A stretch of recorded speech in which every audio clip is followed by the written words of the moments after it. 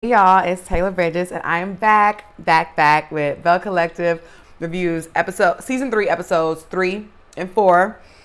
Starting with episode 3. Pardon me. The episode is titled Lying and Spying. Before I get into it, please y'all like, comment, and subscribe. Please. Thank you so much. I'm catching up. I'll be more consistent. I'm getting leveled out with work. Work has been, y'all, I'm telling you, kicking your girls behind. Like, I'm about to finish this and work some more. I gotta get on my laptop. So I'm not away by choice. I literally have like no choice, literally. But I'm here now. Latrice pulls So Gucci aside at JJ's daughter's baby shower, right? So that she can address the shade So Gucci was throwing at her at the workout event. Latrice noticed the tension towards her, for being late. But she noticed how So Gucci was all smiles when Marie showed up literally not just late, literally the last 5 minutes of the class with zero intention of even participating, even if she did get there earlier. I see why So Gucci wants to back off, right, from Latrice. She's in her feelings about the lack of communication from Latrice as a friend. And she is totally entitled to those feelings. Absolutely. Like, yes, business is business. But if you don't like how somebody moving and you're just kind of, you're not really feeling them on that, you have the right to distance yourself. Like, you don't have to, be like, okay, let me stop tripping. Business is business. It is what it is. No. If it left you feeling funny and weird, that's cool. I think So Gucci is affected by the friendship because she was handling Latrice as a friend, and Latrice was handling So Gucci in a strict business fashion in regards to this, right? So I think they just really handled each other differently. And this was their first time doing something like this. And So Gucci is right. It did test their friendship.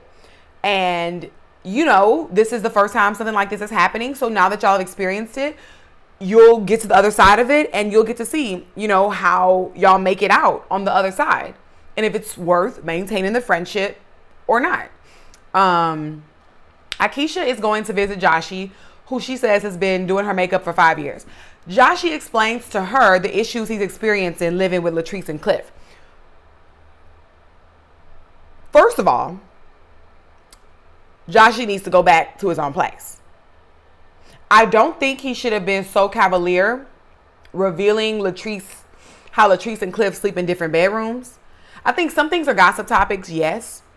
And some things just aren't. Like, that's your, best friend. And, she's opened her home to you. You know what I mean? So, don't come living with me and, go spewing, all the tea that goes up under our household. You know what I mean? To me, that's kind of I don't think that's very trustworthy. And them sleeping in different rooms because of their marital issues, that's a serious issue. And that's not something to be just casually discussed with somebody outside of the situation, Joshi barely has a say-so, a right to speak on it. You know what I mean? Let alone a fourth party, with Josh being the third party, a fourth party. No, that's not cool. I'm glad Akeisha told Joshi to leave Latrice's marriage for her to figure out, and also to keep multiple backup plans, since he's depending on Latrice for housing and a job, just in case, anything happens, you're not left abruptly and unexpectedly without, just you're a grown man. Take care of yourself first and foremost, right? And have your own identity outside of Latrice, because the minute Zaddy don't want you around, that you gotta start from scratch. So you need to go ahead and be solidifying yourself regardless. Latrice stops by Tisha's office to have help with public speaking for her upcoming speaking engagement. That was that. She asks Tisha, what hold does Glenn have over her? Tisha feels like Glenn wouldn't even letting her move on in peace. And I don't think that's cute or safe. Latrice loves a friend like Tisha that she sees going through just as much toxicity as she is, so that she can because I think it helps her validate her decision to stay with crazy ass Cliff. See, if Tisha can stick with her crazy man and they've gotten this far, that gives Latrice hope for her own hellhole. Tisha says she's over Tambra. We all are. Tamra is playing dumb over simply not wanting Akeisha in the group message. It's not even that serious to lie about. People don't like people in group messages sometimes. Why play stupid and lie about it? It's not that deep. Tamra and Marie are at lunch. Marie, I'm so glad, calls out Tamra. First side note, Tamra, y'all, this is episode 3, and I'm doing episode 4 in this video. We are 4 episodes in, and it is very evident that Tamra is going to get chewed out at the reunion. She is going to get it. I can't wait, because I'm sick of her lying. I'm sick of it. Marie calls out Tamra for being a liar and dancing around, questions when she's asked something. And of course, Tamra has no idea what anyone is ever talking about. Ever. And I want to comment, Tamra's confessional look in the red. She was wearing red earrings, red dress. She looked a mess. It was like her neck, like the contour, first of all, on her cheeks was not blended. Her neck seemed to be inflamed or something. She just looked a mess. Now, back to Tamra's lies. Tamra, you do not want to be the liar on a reality TV show, or you will never live it down. Look at Portia, Phaedra, Drew. Like, they just look ditzy. Because they lie. No accountability.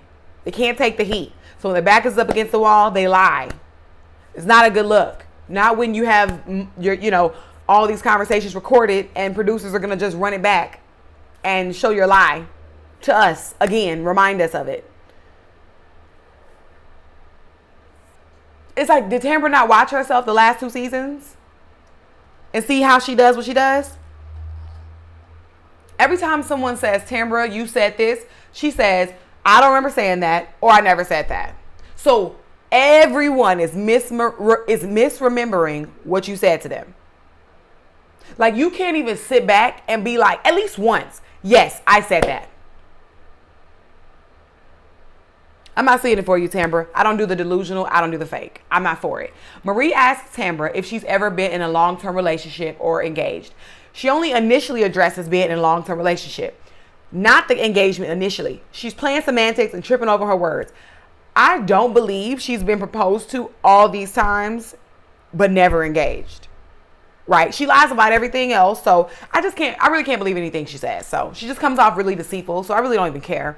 That's why I do like Marie. Even with her bad BBL and her antics, she's herself. She's my cup of tea. She's a straight shooter. She's not with the fake stuff. And she just is who she is. Like, clearly she has a tough personality, but clearly she is soft as a marshmallow in the heart. She's just not with the fugazi. Like, she about whatever she about in real life. You could tell. You know what I mean? She's a loyal person, clearly. I like Marie. Tamra is the complete opposite. So I don't like Tamra. Latrice and Akeisha are meeting up with the little ones. Akeisha's son is there, and Latrice's grandchildren are there. Latrice is so disingenuous. Like, season 3 has really, like, highlighted that for me in regards to her. I really started off liking her. I guess, like, I don't totally dislike her, but, like, she's just so fake. She's just, like, and I'm seeing she's just, like, willing to put blinders on to make her reality go a certain way, and that's alarming. Because that's, like, who you are, so that's going to start to trickle into, like, a lot of different things, and, like, you're already seeing her move a little funny in her friendships, so I don't know. Latrice is very, like, prissy, and I think that was really funny. She's definitely not like the athletic, get down and dirty, run around with the kids type. I think Latrice should be okay with not wanting kids. It's not the end of the world. It's okay. It's your womb. It's your womb.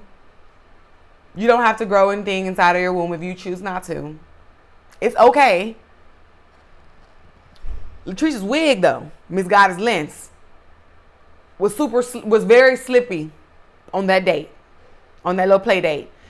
I really couldn't even pay attention to anything else. I was looking at that wig. Latrice, Josh wasn't in on you and Cliff's business out of nowhere. You know what I mean? He didn't just like wake up out of his bed and like, let me go see what Latrice and Cliff are doing. Let me go start some mess with them, you know? You vented to Josh as a friend. You moved him in as a house guest where he got to see all the things you complained about in private firsthand for himself. He spoke up to you and on your behalf since you didn't know how. Because what good friend sits around letting their friend take disrespect and belittling from their spouse? Then when the disrespect makes its way to Josh and he defends himself, is a problem? Now, Josh definitely had a boundary that he crossed after the fact. But Latrice is in the middle of all of this. And she's letting it build up and fester. She uses Joshy as a shoulder to cry on and an ear to hear her out. But that's just where the buck stops. She doesn't want Josh to weigh in on things that he's hearing or seeing. So Cliff just must have her brainwashed. Latrice is absolutely right. Josh should not be speaking cavalier about what's going when she's talking to Akeisha. Because Akeisha brings up what Josh told her. And Latrice is like, Josh should not be speaking about what's going on in our household to you. Like, you shouldn't even know any of that. And I absolutely agree with her. Like, Josh, speak on your feelings. Like, vent. Okay, my friend tripping. I feel like her husband is getting in between us. Like, he came at me. Can you believe what this dude said to me? You know what I mean? You could give your side of what happened to you. But as it relates to their marriage, that's really not your tea to be spilling. And that's not cool. I do believe Josh and Latrice even lack boundaries in the workplace, like Latrice said. I think there's just a huge gray area with business and personal. And I think Latrice, she needs to rein it in for the sake of her friendship. She needs to put that to a halt. Tamara and Demond are having date night. She mentions she'll be starting a podcast called Is the Mic On? I think that's a cute name. Demond wants more of Tamara's time. And I don't blame Tamara for getting her own space after moving in with this man at on the basis of furthering their relationship with an engagement, right? Only for him to play with her. He don't have a damn ring in that house. You're too old to be doing that. But they honestly deserve each other because they both lie and they tell quarter truths. And also, I think Tamara's expecting a ring while not even being very present in her relationship. Because she does seem like emotionally unavailable, like she's too busy to be with anyone and like let somebody truly get to know her. So that might actually be a reason. I don't know, but it might be. But I'm like, you want a ring, Tamara, but are you like in a space to receive one? Like, are you spouse material right now? Because it doesn't seem like it. Tisha is meeting So Gucci at her new condo. It's already furnished, so that's very helpful for Tisha. Marie is pulling up to put her name on the lease for Letitia so that Glenn doesn't have the right to trespass. And I think Tisha's doing this cat and mouse with Glenn because she still wants to be with him.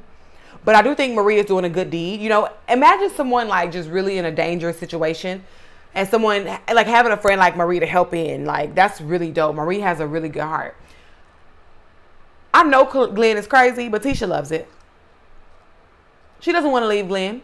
So it's really irritating. Watch them pretend for a storyline.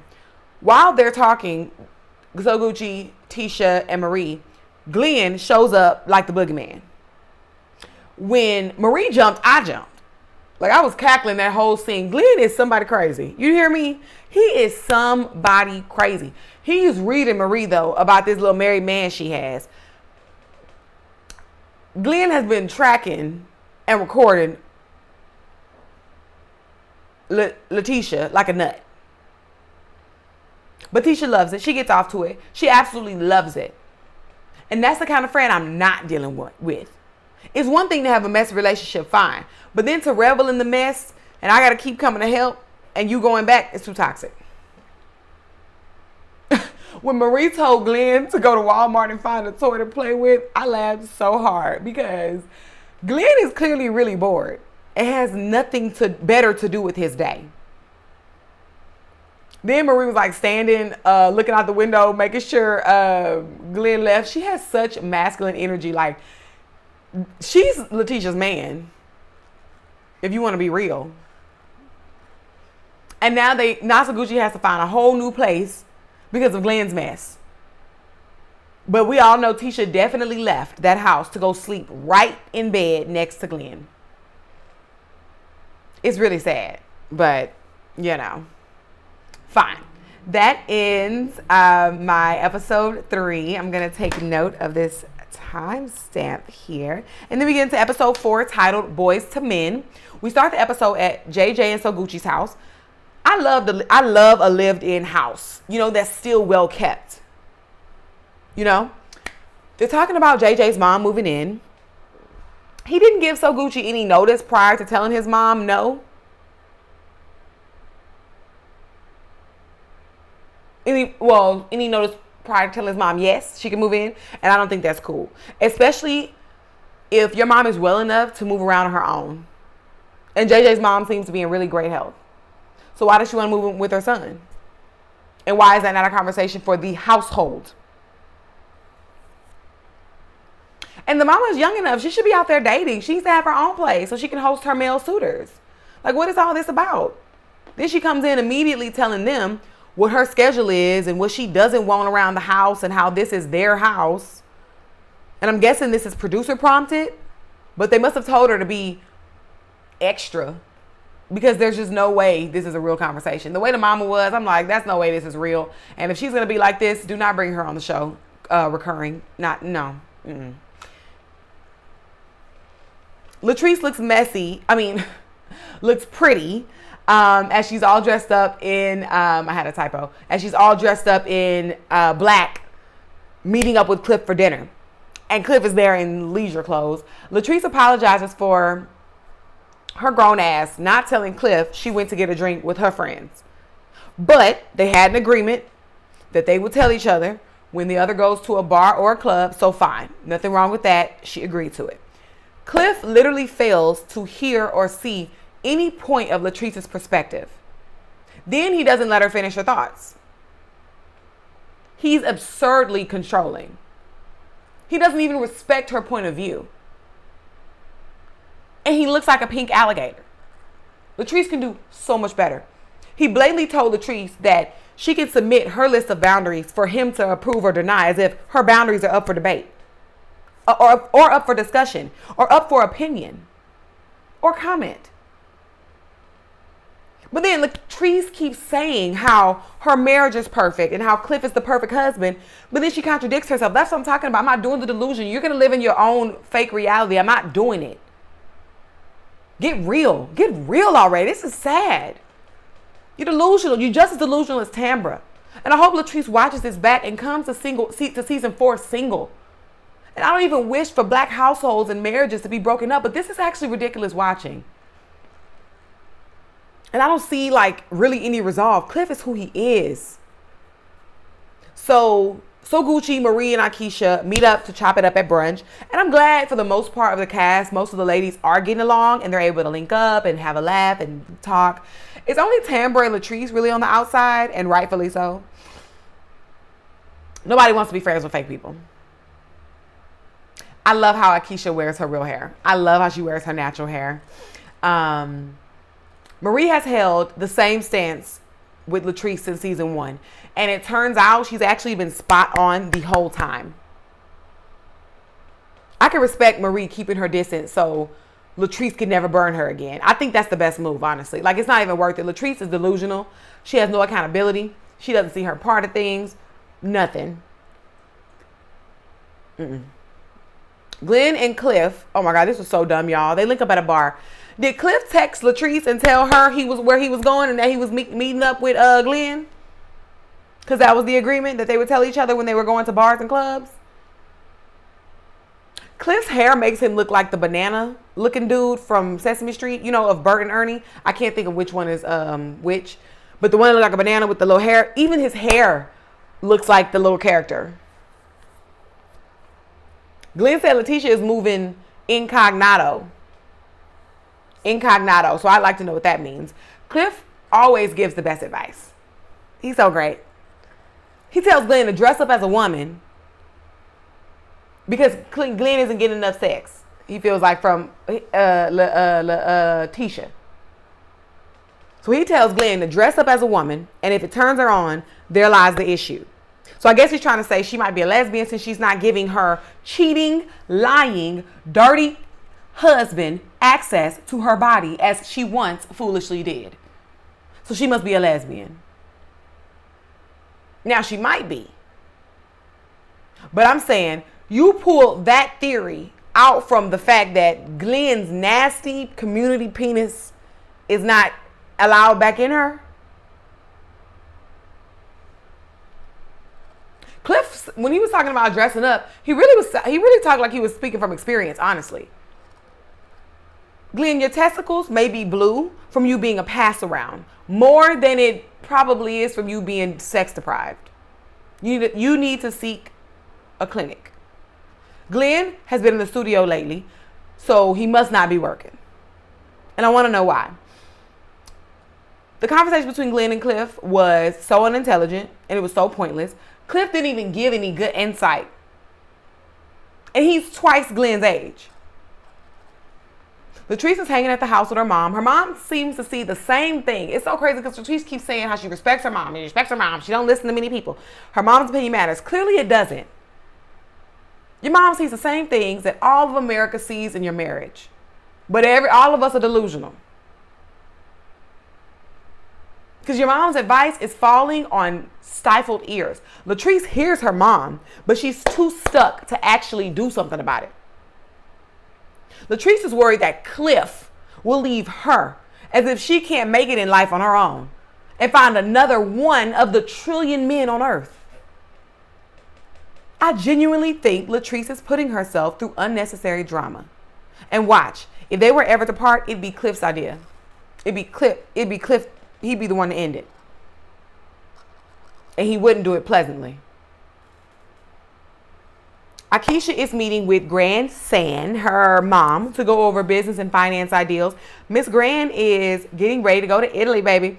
I love seeing Akeisha's story and business dealings and what she's doing around the town and in the community. Grandson has 2 doctorates and she's retired from anesthesiology and psychiatry. She comes from such, a lineage of success and history. And I loved that scene so much. Keisha is truly the most aspirational cast member, in my opinion. And I love that she's, bringing us into this true generational wealth that, her and her family are in line for. That's amazing. How much battery do I have? Okay. Glenn in the studio is a joke. And JJ being impressed by Glenn's music makes it even more of a joke. I understand Glenn wanted his family back, but how about starting with abiding by the boundaries that Tisha has set in place instead of trying to rush her healing and forgiveness? Glenn is trying to intimidate Tisha into taking him back. While at the studio, Glenn gets a call that they've rushed his grandmother to the hospital. He goes straight to Tisha to tell her. I feel like Glenn may be using his pain to manipulate and pull Tisha back into his life. Because she mentioned, how he grew up without a father and he lost this person, like an aunt or something. And now his grandmother, yeah, 2 things can be true. Yeah, we're going to grieve and I'm going to console and comfort you in this moment, but you still are a dog. We don't have to talk about you being a dog right now in this moment while we're dealing with this family emergency. But don't let this family emergency get you thinking that things are back to normal. Because you're still a dog. And it doesn't explain you having family issues or family deaths, which is very unfortunate. It doesn't explain why you can't keep your penis in your pants. It's separate.